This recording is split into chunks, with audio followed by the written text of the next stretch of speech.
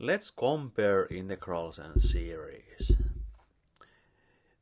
To do this, we need to define what is the meaning of this kind of integral, where the limit of integration is of infinite length.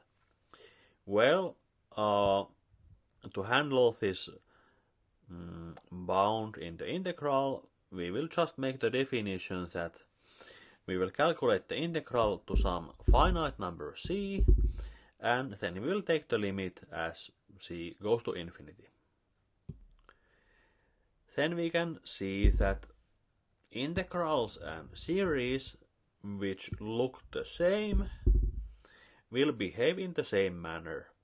For example, this integral and this series will be infinite if p is at most 1, and will converge to real numbers if p is larger than 1. We can do this comparison by having a theorem. Let's have a function which is non-negative, which gives the values in the series when we calculate the values of the function in the natural numbers, and let's assume that our function is decreasing. Then we can have this kind of inequality. The value of the integral is at most the value of the series. So this means that if the value of the series is finite, then the value of the integral will be also finite. And then we will have also the similar kind of inequality to the other direction, and this will imply that if the integral is finite, then the series will be finite also. Let's now prove this inequality. Let's have an upper estimate for the integral. We can divide the integral into pieces. Because our function is decreasing, we can make an upper estimate for fx. Fx is at most the value of f in the lower bound. Now fn is constant with respect to the integral, and we can take it out from the integral, and we will just be having an integral where we are integrating number 1, and value of this integral will be 1. The value f at n will give the terms in our series, and so we have proved the second inequality. To prove the other inequality, let's start in the same way. Just now let's make a lower estimate that f of x is at least fn plus 1. Again, because f is decreasing.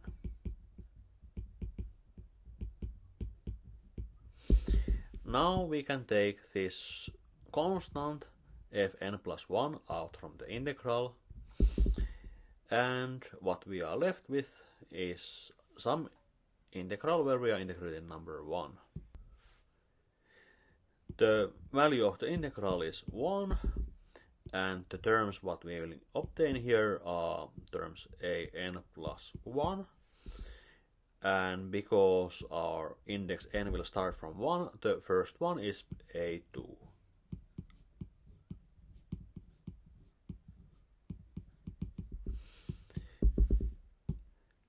So we were able to prove the second inequality.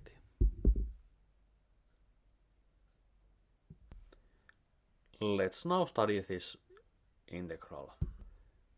It is defined like this. If p is equal to 1, we need to integrate 1 over x. The integral function is the natural logarithm. When we make the substitutions, we will get natural logarithm of c and natural logarithm of 1, which happens to be 0. Well, as c goes to infinity, natural logarithm of c will go to infinity.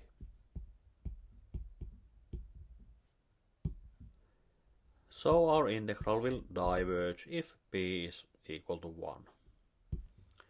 if p is not equal to 1, our integral function will be x to power minus p plus 1 divided by the same constant. Here we are able to take a common factor. Now, if we would want to have a limit which is a real number, the only option is that this term has to go to 0. Well, for that to happen, we would need to have that the power minus p plus 1 is positive.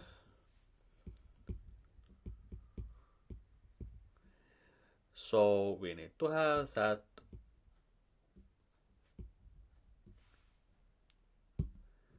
p is less than 1.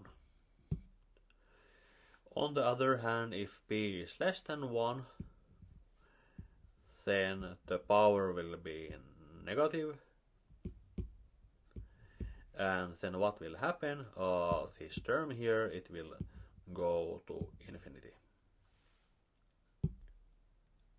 Well, we would have that this term is negative and we have the minus sign here, so the limit would be infinity in that case.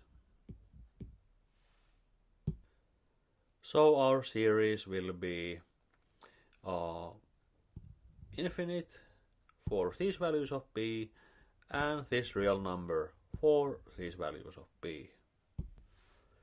By using our theorem, we obtain that our series will be infinite or a real number depending on the value of p. Here is an example. The infinite series of numbers 1 divided by n squared converges because the power 2 is larger than 1. The harmonic series, which is the infinite sum of numbers 1 over n, diverges because the power of the n's is 1, which is not larger than 1. Also, the series made of the inverse numbers of the square roots of n diverges because the power of the n's is 1/2. So we got a very useful way to study this series.